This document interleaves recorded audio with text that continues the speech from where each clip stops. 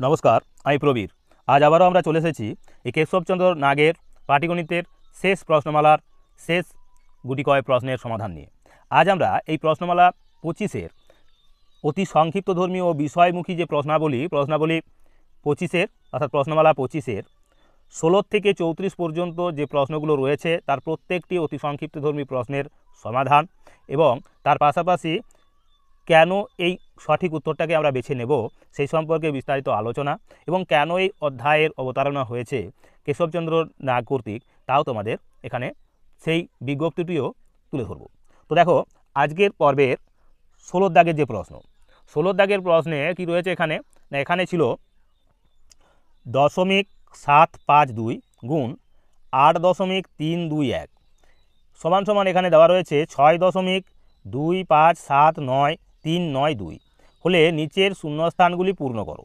তো এটা পূর্ণ করার জন্য আমাদের মনে রাখতে হবে এখানে কিন্তু এই অঙ্কগুলোই দেওয়া আছে, এদের গুণফল শুধুমাত্র দশমিকের জায়গাগুলো বিভিন্ন জায়গায় রয়েছে, সেটাকে আমাদের একটু লক্ষ্য রাখতে হবে। তো এক্ষেত্রে আমরা যখন গুণ করব প্রথমেই এই গুণফল যেটা দেওয়া ছিল তার অঙ্কগুলো বসিয়ে নেব পরপর।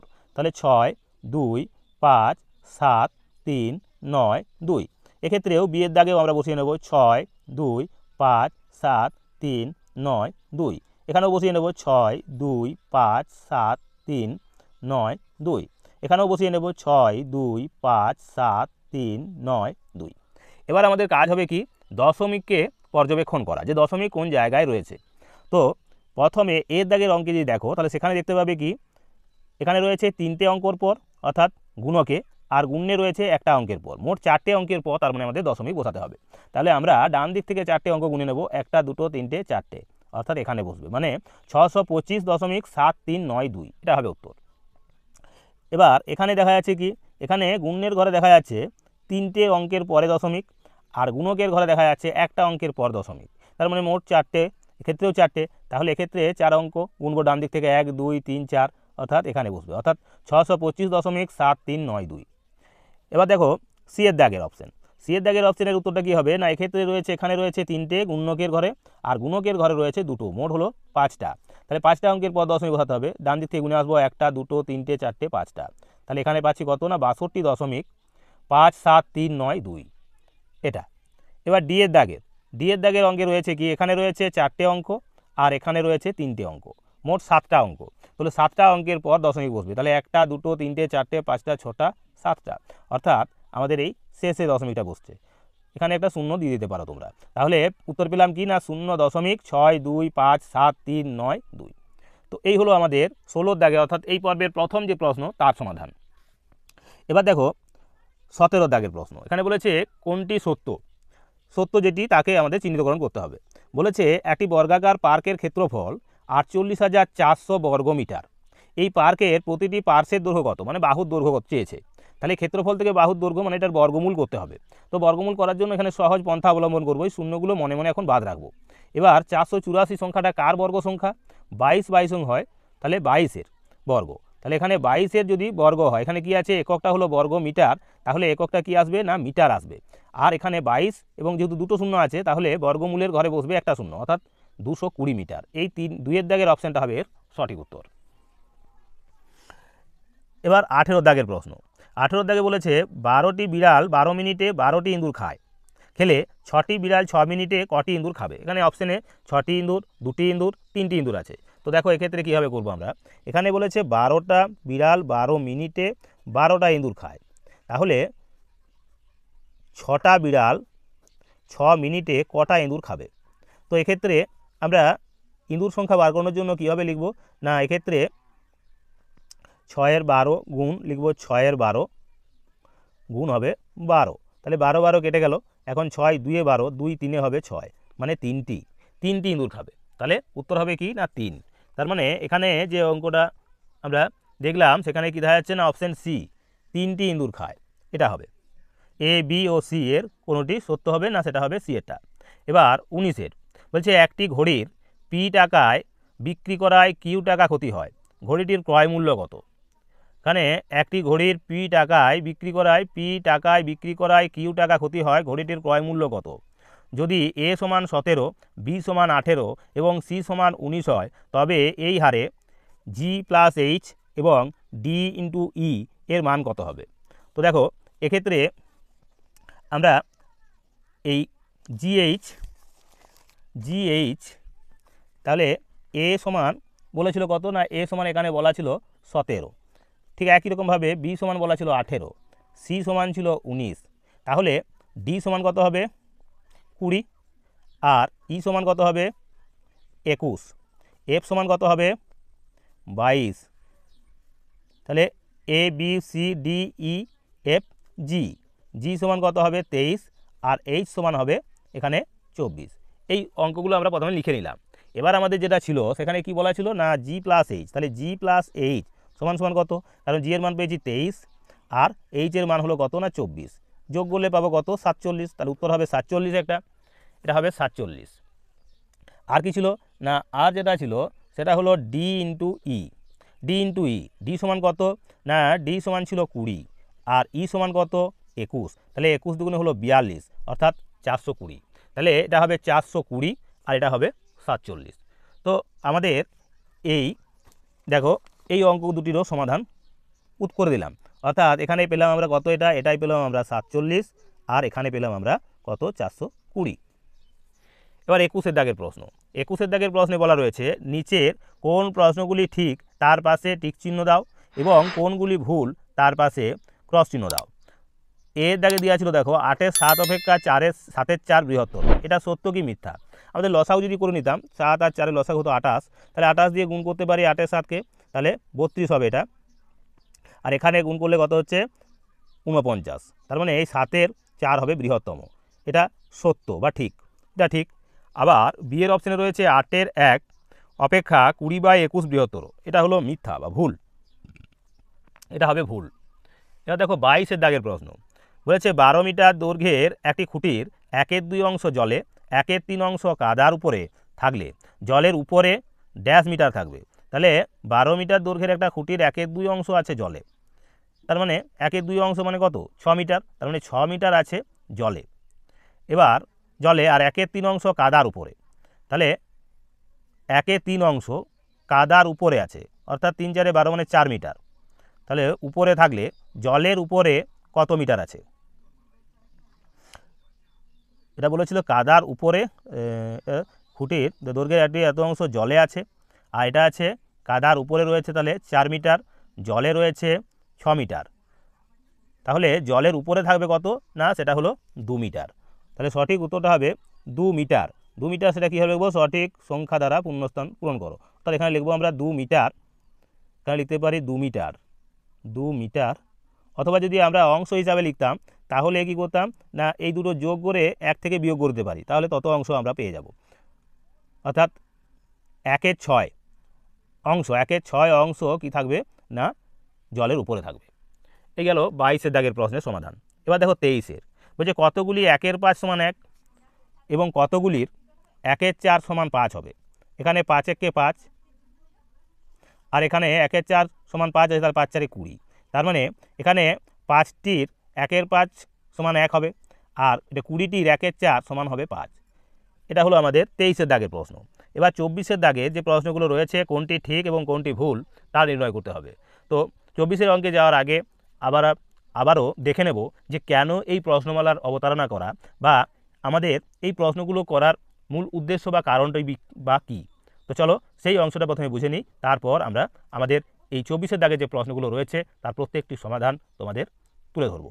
তো সেই সঙ্গে বলবো অবশ্যই ধৈর্য ধরে সম্পূর্ণ ভিডিওটা দেখবে, আর প্রত্যেককে সেই সঙ্গে বলবো অবশ্যই চ্যানেলটাকে লাইক কমেন্ট শেয়ার দিয়ে অবশ্যই অন্যান্য বন্ধুবান্ধবদের মধ্যে ছড়িয়ে দেবে, আর সেই সঙ্গে চ্যানেলটাকে সকলে সাবস্ক্রাইব রাখবে। তার সঙ্গে তোমাদের বলি এই প্রশ্নমালাটি রাখার মুখ্য যে উদ্দেশ্য তা এই গণিত বইয়েতেই তোমাদের দেওয়া রয়েছে। কি বলেছে না সংক্ষিপ্ত উত্তরধর্মী ও বিষয়মুখী প্রশ্নাবলী, পাটিগণিতের এটি হলো শেষ প্রশ্নমালা, কেশবচন্দ্র নাগের নবগণিতের। তো এখানে কী বলা রয়েছে না পাটিগণিতে মূলত অখণ্ড সংখ্যা ও ভগ্নাংশ সংখ্যার যোগ বিয়োগ গুণ ও ভাগ এই 4টি প্রক্রিয়া, এই 4টি প্রক্রিয়ার সাহায্যেই বিভিন্ন গাণিতিক সমস্যা সমাধান প্রণালী শেখানো হয়, কিন্তু কেবলমাত্র যান্ত্রিক পদ্ধতিতে বিষয়গুলি শেখালে শিক্ষার্থীদের সম্পূর্ণ বোধগম্য হয় না। বর্তমানে শিক্ষা পদ্ধতিতে এই বোধগম্যতার উপরেই বিশেষ গুরুত্ব আরোপ করা হয়। সেই কারণে সংক্ষিপ্ত উত্তরধর্মী বিষয়মুখী প্রশ্নাবলীর মাধ্যমে গণিত শিক্ষার গুরুত্ব দেওয়া হয়। মধ্যশিক্ষা পর্ষদের মাধ্যমিক পরীক্ষায় নিয়মিত এই রকম 20 নম্বর প্রশ্ন দেওয়া হয়। এছাড়া বিভিন্ন প্রতিযোগিতামূলক পরীক্ষাতেও এই ধরনের প্রশ্ন দেখা যায়। এই বিষয়মুখী অর্থাৎ অবজেক্টিভ টাইপ প্রশ্নগুলি পাঠ্যক্রমের যে কোনো বিষয় থেকেই হতে পারে। পাঠ্যবস্তুর সব বিষয় যথাযথভাবে আয়ত্ত করলে যে কোনো বিষয়মুখী প্রশ্নেরই সঠিক উত্তর দেওয়া মোটেই কঠিন নয়। যে কোনো সাধারণ প্রশ্নকেই বিষয়মুখী প্রশ্নে রূপান্তরিত করা যায়। এর বেশ কিছু নমুনা বইয়ের প্রশ্নমালায় দেওয়া হয়েছে, নিচে কয়েকটি উদাহরণে দেওয়া হলো। ওইভাবে বহু প্রশ্নই তৈরি করা যায়। এর জন্য পৃথক বইয়ের প্রয়োজন হয় না, প্রয়োজন পাঠ্য বিষয় সঠিকভাবে আয়ত্ত করা। তো এই আয়ত্ত করার জন্যই আমাদের এই প্রশ্নমালা বা এই অধ্যায়ের অবতারণা করা। এখানে ছাত্রছাত্রীদের সুবিধার্থে অতিরিক্ত কিছু বিষয়মুখী প্রশ্নের বোধগম্যতার পরীক্ষার জন্য দেওয়া হলো, যাতে করে তারা পরীক্ষায় এই সমস্ত প্রশ্নগুলোর সঠিক উত্তর নির্বাচন করতে পারে। তাই কিছু এখানে রয়েছে এই অবজেক্টিভ প্রশ্নেরই কিছু মাল্টিপল চয়েস প্রশ্ন এবং তার সেই সঙ্গে উত্তর, সেগুলোকে আমাদের চুজ করতে হবে, অর্থাৎ নির্ণয় করতে হবে। তো সেই কারণে আমরা এই প্রশ্নগুলো যখন উত্তর করব, তোমাদের তুলে ধরবো, সেখানে তোমাদের কিছু কিছু ক্ষেত্রে তার বিশ্লেষণ এবং সেই সঙ্গে এই উত্তরগুলো আমরা খাতার মাধ্যমেও তোমাদের করে দেওয়ার চেষ্টা করব, আর তার পাশে বইয়েতেও লিখে দেবো। তো চলো এবার আমরা চলে যাচ্ছি আমাদের আজকের যে এই প্রশ্ন। তো দেখো, তোমরা জানতে পারলে কেন এই অবজেক্টিভ টাইপ বা এই নবগণিত পাটিগণিতের শেষ প্রশ্নমালাতে এই অংশটা জুড়ে দেওয়া হয়েছে এবং তার পাশাপাশি কতখানি সহায়ক হতে পারে আমাদের এই অধ্যায়টি বা এই পর্বগুলি।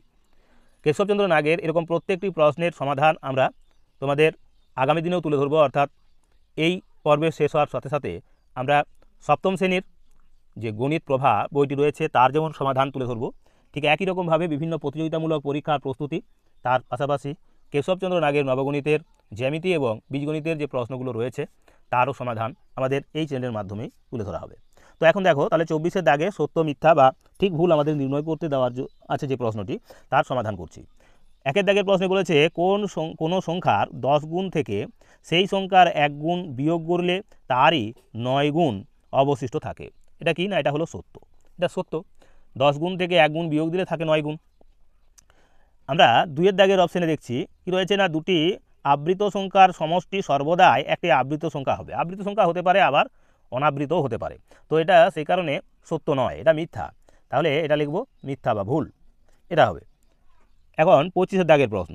25-এর দাগের প্রশ্নে রয়েছে 0.9, 9-এর মাথায় আছে পৌনঃপৌনিক, এবং তারপরের অঙ্কে রয়েছে 0.09, 9-এর মাথায় পৌনঃপৌনিক। এদের মধ্যে পার্থক্য কী হবে? তো দেখো, আমরা এই পার্থক্য দুটো কীভাবে দেখাচ্ছি। এখানে রয়েছে 0.9, তার মাথায় পৌনঃপৌনিক, এটাকে আমরা লিখতে পারি 9/9, কারণ যেহেতু একটার মাথায় পৌনঃপৌনিক তাই হরের ঘরে একটা 9 বসবে। সমান কি হচ্ছে, 9 1 কে 9 সমান সমান 1 হয়, অর্থাৎ 0.9-এর মাথায় পৌনঃপৌনিক সমান 1। কিন্তু এখানে যেটা ছিল 0.09 এবং 9-এর মাথায় পৌনঃপৌনিক, তাহলে হবে 9 এখানে 9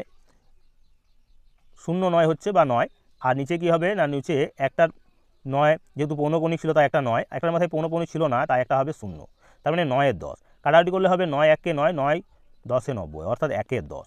তাহলে এটাই হবে পার্থক্য। তাহলে এখানে 0.9-এর মাথায় পৌনঃপৌনিক মানে হলো 1, আর 0.09 9-এর মাথায় পৌনঃপৌনিক মানে হবে 1-এর 10। এই গেল আমাদের 25-এর দাগের যে প্রশ্ন, তার সমাধান। এবার দেখো 26-এর প্রশ্ন। 26-এর প্রশ্নে বলা রয়েছে কি, বলেছে দুটি সংখ্যার সমষ্টিবর্গ 625 এবং তাদের অন্তরের বর্গ 81 হলে সংখ্যা দুটির নিচের কোনটি হবে? আমরা সংখ্যা দুটোকে যদি ধরে নিই, অর্থাৎ একটা সংখ্যা আমাদের a এবং আরেকটা সংখ্যা যদি b হয়, তাহলে আমরা এইভাবে লিখতে পারি, অর্থাৎ এই a প্লাস b মানে a স্কোয়ার, এই a প্লাস b তার বর্গের সমষ্টি বলা আছে কি, বর্গ সমষ্টি এখানে বলা রয়েছে কত না 625। a প্লাস b এর বর্গ সমষ্টি বলা আছে 625, আর অন্তরের বর্গ সেটা আছে 81, তাহলে এটা হবে 625। আর এটা কি রয়েছে না, a মাইনাস b তার বর্গ সমান সমান হচ্ছে কত না, এক্ষেত্রে আছে এটা 81। তো এই ক্ষেত্রে আমরা এদের এভাবে লিখে নিচ্ছি, এটা হবে তার মানে 25-এর বর্গ, আর এটা হলো আমাদের 9-এর বর্গ। এখন এই বর্গগুলো আমাদের কাটা গেল, তাহলে পাবো আমরা এই 25, অর্থাৎ a প্লাস b সমান 25 আর a মাইনাস b সমান হলো 9। তাহলে এই a প্লাস b সমান 25 আর a মাইনাস বি সমান 9, তাহলে b প্লাস বি মাইনাস কেটে গেল, অর্থাৎ 2a সমান 9 34, তাহলে a সমান 17, a সমান হবে 17। এবার a যদি 17 হয় তাহলে b কত হবে, তাহলে b সমান 25 মাইনাস 17 সমান হবে 8, b সমান হবে 8। আবার a সমান তাহলে কত বললাম না, a সমান পেলাম আমরা 17 আর b সমান হলো 8, তাহলে সংখ্যা দুটো কী কী হবে না 17 এবং 8, 17 এবং 8 হবে আমাদের অঙ্কগুলো।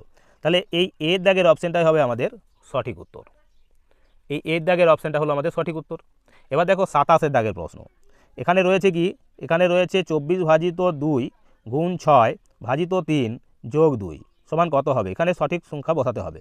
তাহলে 24 ভাজিত কি রয়েছে দেখো, 24 ভাজিত 2 গুণ 6 ভাজিত 3 গুণ 2, এখানে আমাদের এই ভাগ অঙ্কগুলোর কাজ আমাদের আগে করতে হবে। তাহলে যদি ভাগ অঙ্কগুলোর কাজ আগে করি, 24কে 2 দিয়ে ভাগ করলে কত পাবো 12, গুণ আছে গুণ চিহ্ন দিলাম, 6কে 3 দিয়ে যদি ভাগ করি কত হবে 2, গুণ দেবো 2, তাহলে 12 দিয়ে 24, 24 দুগুণে হবে 48, 24 দুগুণে হবে 48। তাহলে এই গেল, এটা গেল আমাদের কত দাগের প্রশ্ন না, এটা গেল আমাদের 27 দাগের প্রশ্ন। তাহলে এটা হবে আমাদের কত বললাম না 48, শূন্যস্থানে বসবে 48। এবার দেখো বলছে 500 জন সৈন্যের 20 দিনের খাবার বা খাদ্য মজুদ থাকলে ওই খাদ্যে একজনের কতদিন চলবে, নিচের উত্তরগুলির মধ্যে কোনটি ঠিক উত্তর লেখো। তাহলে 500 জনের চলে 20 দিন, তাহলে একজনের চলবে 500 গুণ 20, 500 গুণ 20 মানে পাই দুগুণে 10, আর এখানে 3টে শূন্য অর্থাৎ 10,000, তাহলে এই 10,000 দিন চলবে, মানে বি এর অপশানটা হবে এর সঠিক উত্তর। এবার 29 দাগের প্রশ্ন, এখানে বলা আছে এ 50 টাকায় 3 কিলোগ্রাম, বি 90 টাকায় 10 কিলোগ্রাম এবং সি 5 টাকায় 200 গ্রাম দ্রব্য ক্রয় করলো, এদের মধ্যে সবচেয়ে সুবিধা দরে কে দ্রব্য ক্রয় করেছিল। তাহলে এখানে 3 কিলোগ্রামের দাম হলো 50 টাকা, 3 কিলোগ্রামের দাম, এখানে আছে 90 টাকায় 10 কিলোগ্রাম, 90 টাকায় যদি 10 কিলোগ্রাম হয় তাহলে এখানে 1 কিলোগ্রামের দাম, প্রত্যেকের 1 কিলোগ্রামের দাম আমরা বার করব। তাহলে দেখো এখানে এর 1 কিলোগ্রামের দাম কত না, সেক্ষেত্রে হবে 50/3 অর্থাৎ 16.66 এরকম কিছু আসবে। আর বি এর ক্ষেত্রে কি হচ্ছে না, এ কত টাকায় কিনেছে না, বলা হয়েছে 90 টাকায় 10 কিলোগ্রাম, তাহলে 90/10 সমান হচ্ছে 9 টাকা করে। আর সি এর ক্ষেত্রে কি বলা আছে, সি 200 গ্রাম কিনেছে কত টাকায় না 5 টাকা, তাহলে 200 গ্রাম কিনেছে 5 টাকায়, তাহলে 200 গ্রামের দাম 5 টাকা, একে আমরা এই 200 দাম ছিল কত না 5 টাকা ইন্টু কত হবে, এটাকে আমরা 1000 দিয়ে গুণ করছি, তাহলে এটা হবে 5, মানে সরি এটা ভুল হলো, কি করব আমরা এক্ষেত্রে না, এক্ষেত্রে দেখো যে